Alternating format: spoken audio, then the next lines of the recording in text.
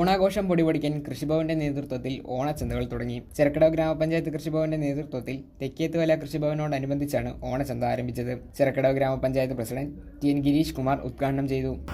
നമ്മളെല്ലാ സന്ദർഭങ്ങളിലും കൃഷിക്ക് മുൻഗണന കൊടുത്തുകൊണ്ട് കൃഷിക്കാരെ സഹായിക്കുവാനുള്ള പദ്ധതികൾ ആവിഷ്കരിക്കാറുണ്ട്. അപ്പോൾ തീർച്ചയായിട്ടും അതെല്ലാം ഈ നാട്ടിലെ കർഷകർക്ക് ഗുണം ചെയ്യുന്നുണ്ട് നമ്മൾ കരുതുന്നത്.